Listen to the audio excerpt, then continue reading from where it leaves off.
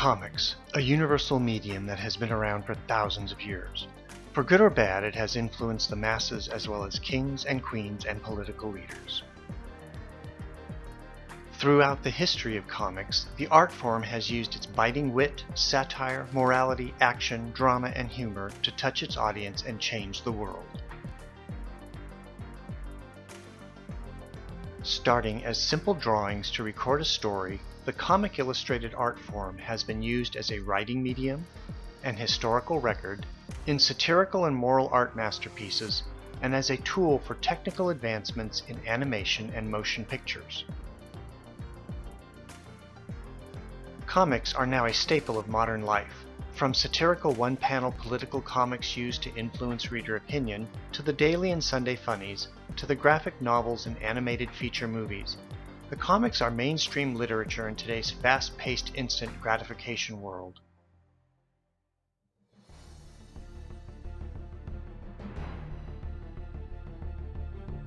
While there is not a good definition of comics, everyone recognizes comics when they see them. Comics are predominantly hand-drawn and are a well-respected art form, although today's modern comics and comics animations may be created with photos and computer graphics. Regardless of how they are made, modern comics are most often created in a sequence of illustrated action panels, along with caption panes and speech bubbles that carry the details of the story.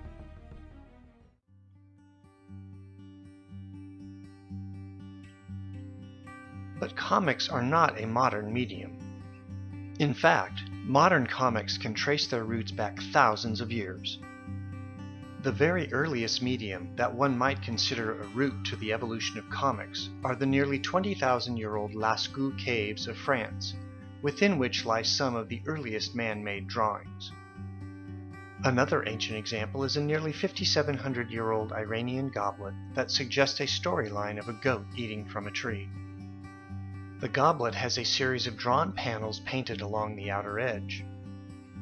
It is speculated that this goblet, when spun, may have also been an early attempt at moving animation. Egyptian hieroglyphs might also be considered a precursor to the comics, as their picture representation of sounds, words, and stories set in a narrative progression are similar to later comics forms. An Egyptian hieroglyph of wrestlers is an excellent example of an early narrative told through a series of pictures, each one representing the progression of a wrestling move. It is also speculated that this hieroglyph might be an early attempt at animation. Trajan's column in Rome, Italy, uses a series of sequential bas-relief sculptures to tell the story of Roman Emperor Trajan's victory in the Dacian Wars. The carvings spiral around and up the column to tell the story. The column also introduces a revolutionary concept by displaying the same scenes from different imagined viewing angles to show the viewer the entire scene.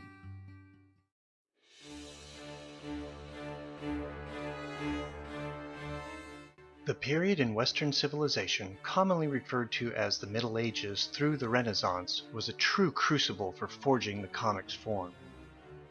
An early example is the 230-foot-long Bayeux tapestry or Bayeux embroidery, which contains 50 progressive scenes with Latin text, depicting the events leading to the Norman conquest of England. The sequential flow of discrete scenes with descriptive text contains many of the elements of modern comics. Handwritten and hand-drawn manuscripts of the period also depicted both humorous and memorable images and scenes that told a story, or more often, a moral allegory. Manuscript pages often contained small hand-drawn drolls, a French word for funny, that pointed out items that the writer thought humorous. Drolls were early examples of simple cartoon-like images and caricatures.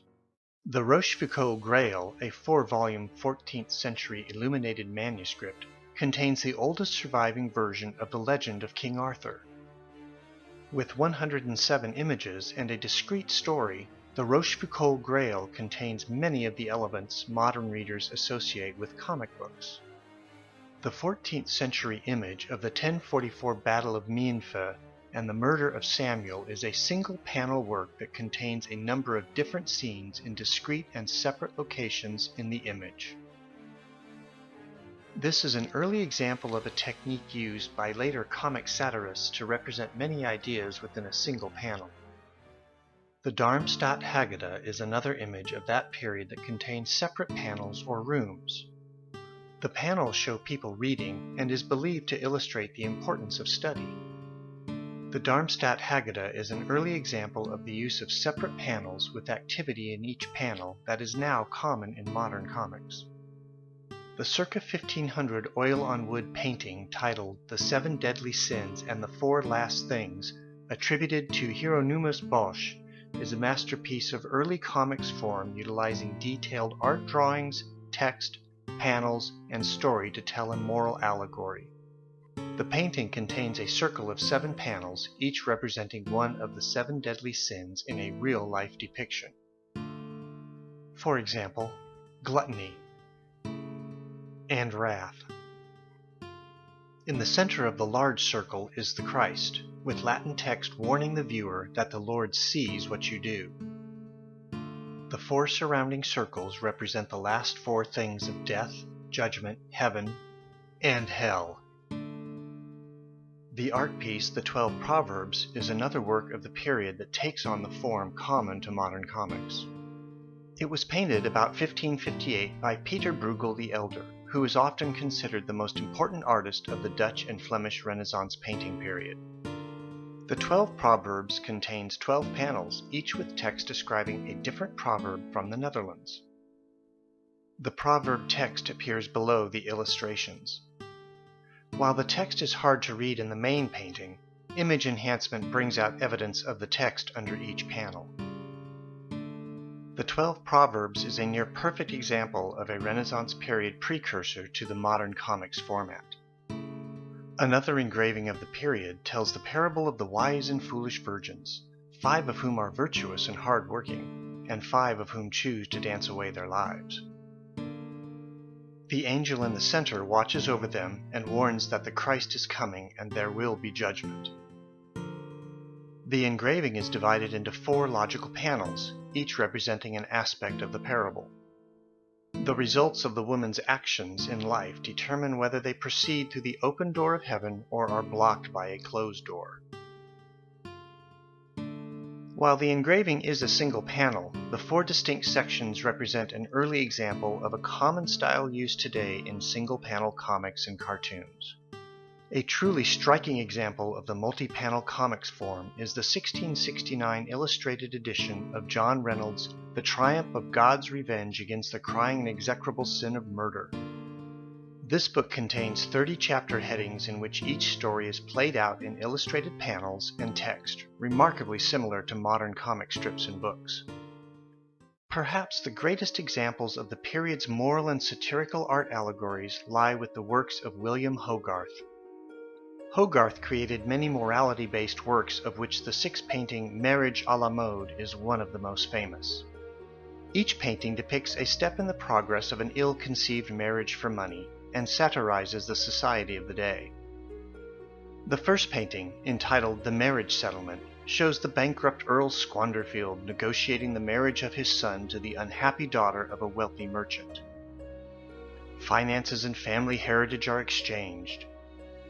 The young couple are both uninterested in each other, and the daughter is actually distraught at the idea of the marriage.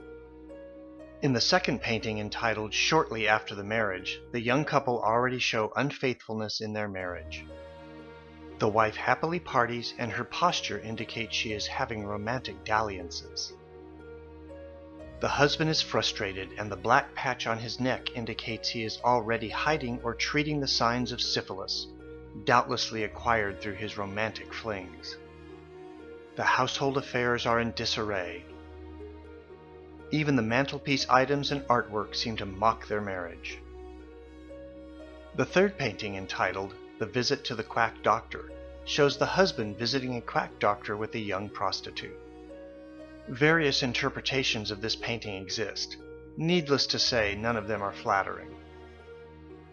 The fourth painting, entitled The Countess's Morning Levee, shows the wife ignoring her guests as her servant attends to her grooming.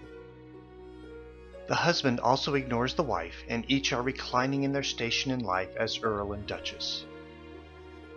Various interpretations of the paintings in the background are thought to suggest a deeper underlying meaning to this painting. The fifth painting, entitled The Killing of the Earl, or the Husband, shows that the husband has caught his wife with a lover, whereupon the lover slays the husband. The wife begs the husband for forgiveness, while the lover escapes out the window. Others storm through the door to catch the escaping murderer. The sixth painting, entitled The Suicide of the Countess, shows that the wife has killed herself in her grief and poverty-stricken widowhood. The wife has left a last dying speech, which is lying with her poison on the floor at her feet. The rich but miserly father removes the wedding ring from her finger. Their child, already stricken with disease and wearing a leg brace, gives her mother one last kiss goodbye. Even the starving dog takes advantage of the situation as it steals the pig's head from the table. While certainly not funny or adventurous like a modern comic strip or book, this and other Hogarth masterpieces still make their point using a series of paintings laid out in a storyline with illustrations, text, allusion, and satire. A brilliant preview of the modern comics to come.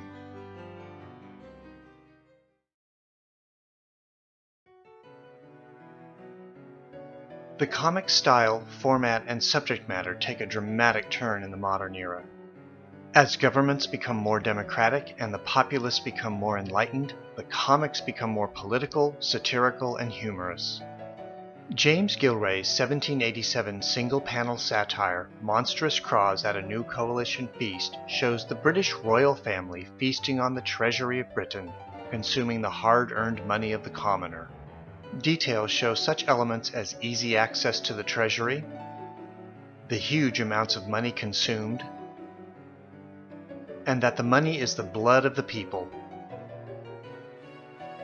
It is a masterpiece of political cartooning. Gilray, along with Hogarth, are often considered the most important cartoonists of their time. Gilray's 1804 L'Assemblée Nationale has been labeled the most talented caricature that has ever appeared, due to its easily identifiable characters. It is reported that the Prince of Wales paid to have the printing plate destroyed. Gilray's 1805 The Plum Pudding in Danger details how the world leaders at the time are carving up the globe for their own gain. Plum Pudding has been credited with being the most famous political cartoon of all time and has influenced cartoonists ever since. Richard Newton's 1796 Progress of a Woman of Pleasure displays many elements of modern comics.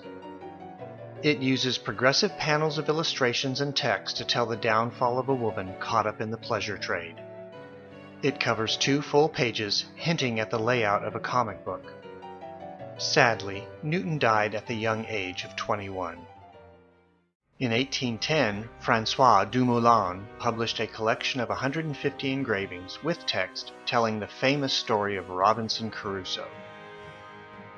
Dumoulin's book is widely considered to be a forerunner to modern comics and even the graphic novel. From 1812 to 1821, several Dr. Syntax books appear following the character of Dr. Syntax through humorous comic panels. Dr. Syntax is the first serialized cartoon character, the first episodic format story style, and the first to inspire product merchandising. In 1818, George Cruikshank published Monstrosities of 1818, skewering the upper class and their clothing styles.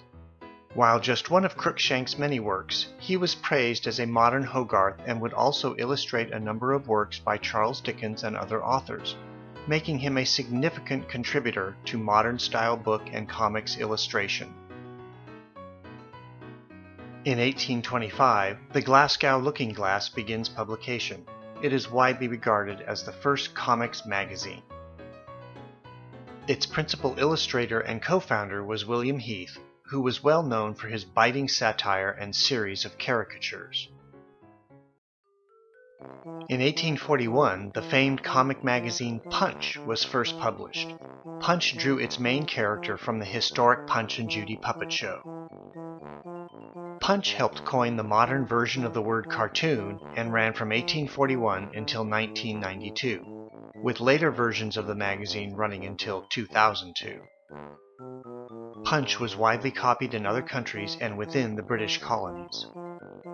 Punch was a foundational influence on future comics magazines.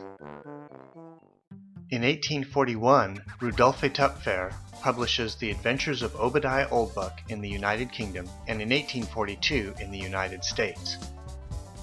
Oldbuck was based on his unpublished works from as far back as 1827.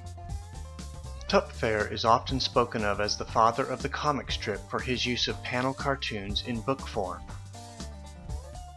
Oldbuck has come to be thought of as the first U.S. comic book and an inspiration for the graphic novel format.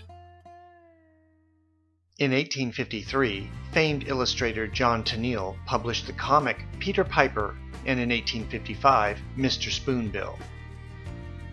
However, Tenniel is noted as the main political cartoonist for Punch magazine for over 50 years and is best known for his illustrations to Lewis Carroll's Alice in Wonderland books.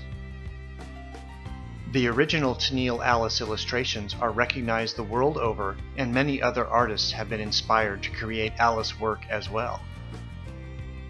Tenniel was knighted by Queen Victoria in 1893, the first of his profession.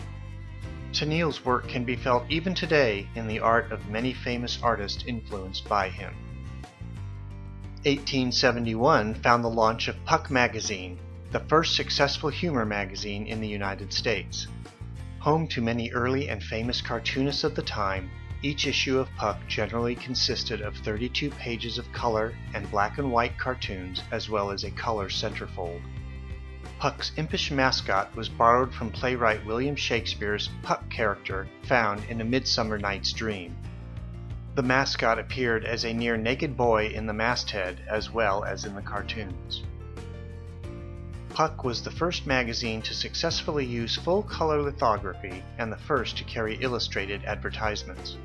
Generally considered nonpartisan, Puck often parodied the absurdities of politics and religion, ostensibly to improve on the government and promote American constitutional ideals.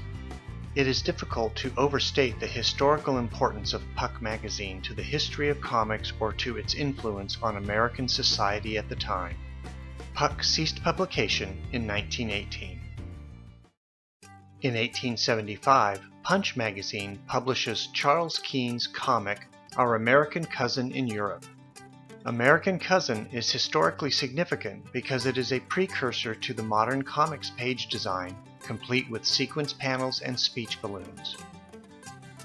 In 1879, Palmer Cox publishes The Brownies, the first Canadian comic strip. The Brownies became quite famous and were used for merchandising of items like games, dolls, and soda. The Brownies were also the inspiration for the name of the simple and cheap Brownie cameras that were so popular for much of the 20th century. In 1881, Judge magazine was launched as a weekly satirical magazine by a number of cartoonists who defected from Puck magazine. In a similar fashion as Puck magazine, Judge magazine satirized politics and society, but was considered more partisan, as it favored the Republican Party of the era. Judge actually surpassed the success of Puck magazine and reached a circulation as high as 100,000. In 1925, a former editor from Judge established the New Yorker magazine, still in publication today. The success of the New Yorker and other economic pressures resulted in the original Judge ceasing publication in 1947. In 1884, the British comic magazine Ali Sloper's Half Holiday was first published. Based on the Ali Sloper character created earlier in 1867, the magazine is considered the first comic strip magazine with a recurring main character. Ali Sloper ran until 1916, with short restart runs occurring on and off until 1977. In 1890, the British comic magazine Illustrated Chips was launched. It had a long run until 1953. That same year, the British magazine Comic Cuts started publication and ran until 1953 as well. Comic Cuts was an inspiration for other comics of that era. In 1897, the Katzenjammer Kids appear in the American Humorist supplement to the New York Journal. It featured Hans and Fritz, twins who regularly pulled pranks and were punished in the end. It was inspired by the German story of Max and Moritz, who likewise pulled pranks. However, unlike Max and Moritz, who were put to death in the end, Hans and Fritz were simply punished. The Katzenjammer Kids' creator, Randolph Dirks, is sometimes credited as the first cartoonist to use speech balloons. The Katzenjammer Kids is also notable as its popularity spawned an almost identical strip, The Captain and the Kids, following a lawsuit brought by Dirks against the New York Journal's newspaper syndicate. The Katzenjammer Kids is still in publication with King Features and is the oldest and longest-running comic to date. In 1898, British comedian Dan Leno publishes the Dan Leno Comics Journal. It is the first celebrity comic magazine to be published, and featured the illustrated version of Dan Leno, a well-known music hall comedian and actor during the late Victorian era in England. In 1900, the comic strip Happy Hooligan was launched and became a popular feature in Hearst newspapers and later with King Features. Happy Hooligan was created by the already popular cartoonist Frederick Burr Oper. Happy Hooligan and other Oper strips were collected into book form and also made into merchandise products. Happy Hooligan was developed into stage plays, and it may have been the first comic strip adapted for film, such as the silent 1903 clip.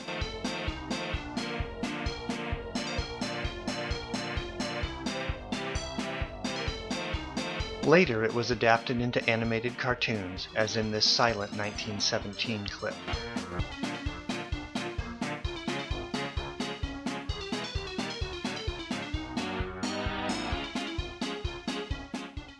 In 1904, the Little Jimmy comic is launched by famed cartoonist and landscape painter James Swinnerton. Little Jimmy ran on and off until 1958. Swinnerton was credited with drawing his comics with a more open style, influencing later comic strips. Swinnerton also authored the Mr. Jack comic strip, featuring a somewhat inappropriate playboy, possibly foretelling the modern adult comics medium. Swinnerton's landscape art influenced later comics features and was also published in magazines. Also in 1904, comic and animation genius Winsor McCay penned Dream of the Rarebit Fiend. Rarebit Fiend was aimed at adults and featured a recurring theme of wild dreams rather than characters. McCay followed Rarebit Fiend with his masterpiece, Little Nemo, whose main character Nemo was actually introduced in Rarebit Fiend. Little Nemo also underwent odd dreams, and the comic was known for its innovative use of color, panel size, timing, perspectives, and other elements that are now common in modern comics. Both Rarebit Fiend and Little Nemo were featured in live theater and pioneering animation productions, penned by McCay himself, who often drew the thousands of frames necessary for the animation. At the time, the only commonly available film was black and white film. Early on, Thomas Edison experimented with hand coloring black and white prints, such as the 1895 Serpentine Dance. However, his efforts did not create realistic colors. By 1902, the film A Trip to the Moon by famed French director Georges Méliès was released in hand-colored versions to a limited audience. The Méliès film demonstrates a much greater attention to color than the Edison effort.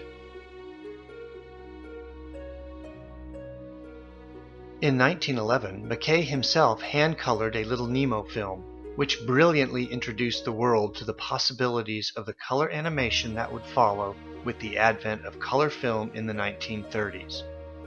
For the rest of the 20th century and into the 21st century, Little Nemo would continue to be featured in film, animation, video games, and merchandise. Comic historians consider McCay a comic and animation pioneer well ahead of his time and not to be duplicated for many years.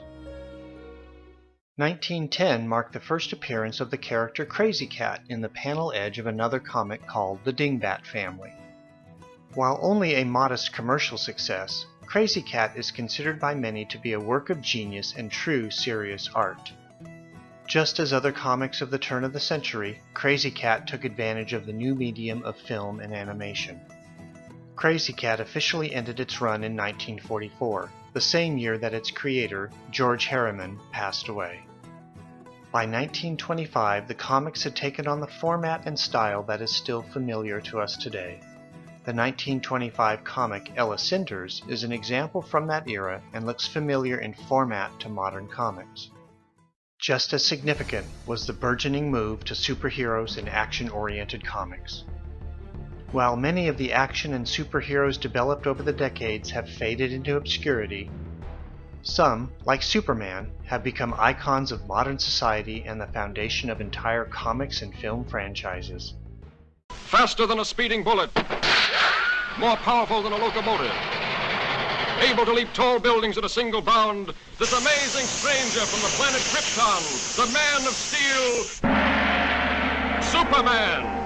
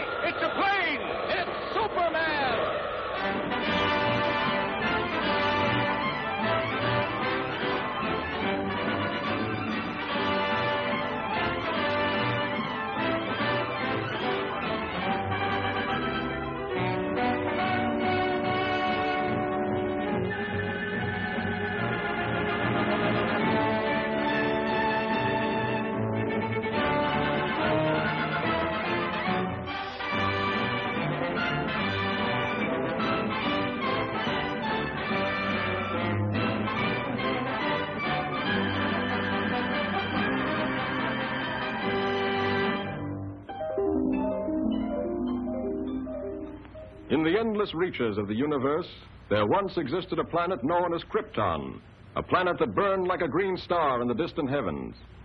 There, civilization was far advanced and had brought forth a race of supermen whose mental and physical powers were developed to the absolute peak of human perfection. But there came a day when giant quakes threatened to destroy Krypton forever. One of the planet's leading scientists, sensing the approach of doom, placed his infant son in a small rocket ship and sent it hurtling in the direction of the Earth just as Krypton exploded.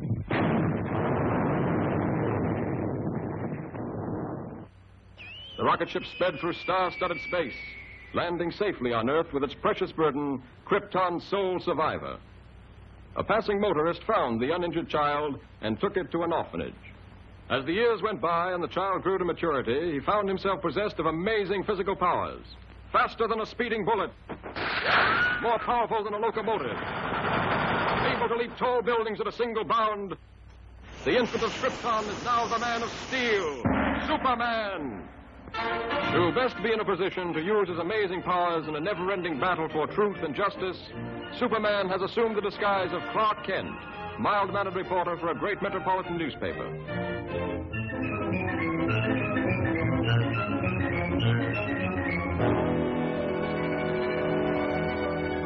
Kent, I want to see you.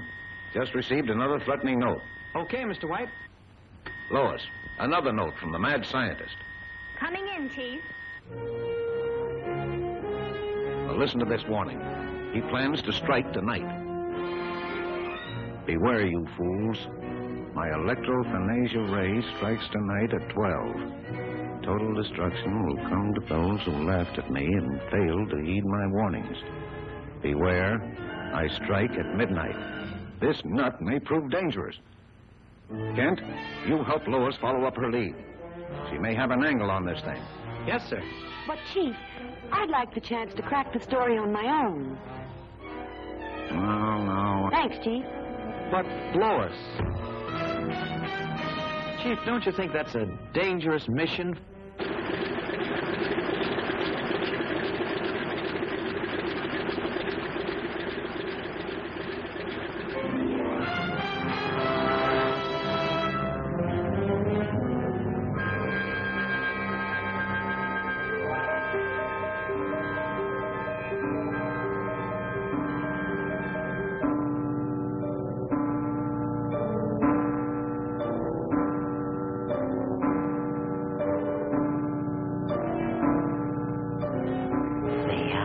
has come.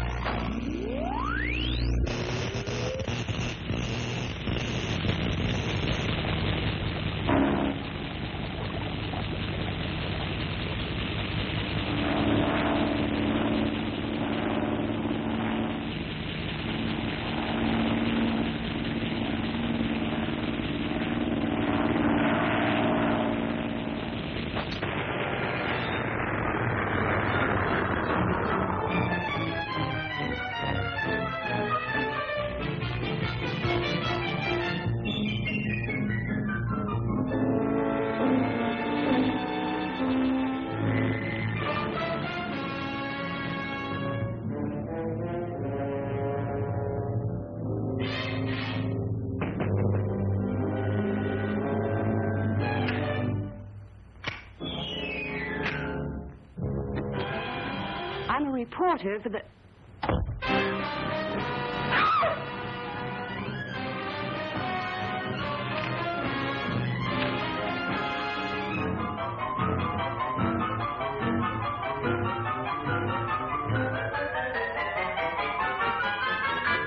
So, you want a story?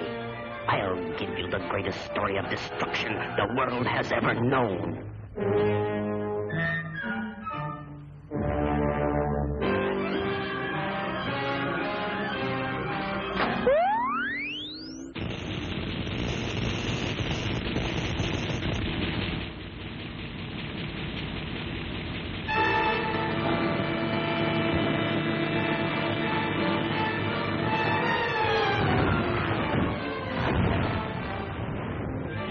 How is that for a story, Miss Lane?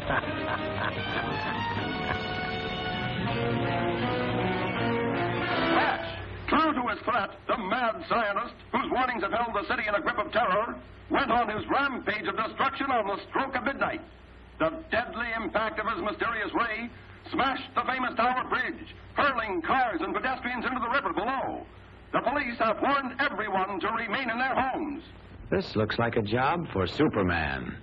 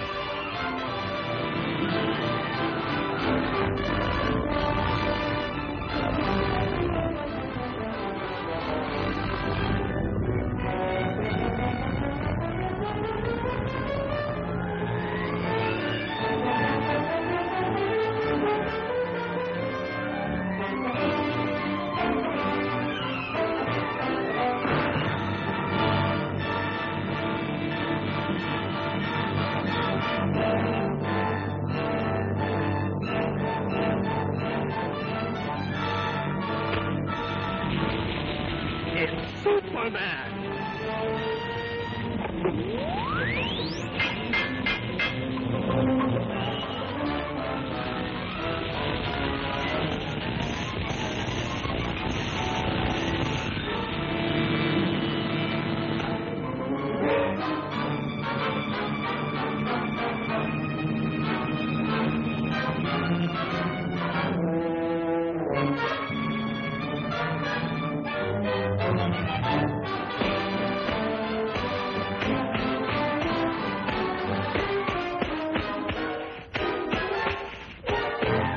I don't believe it. He isn't human.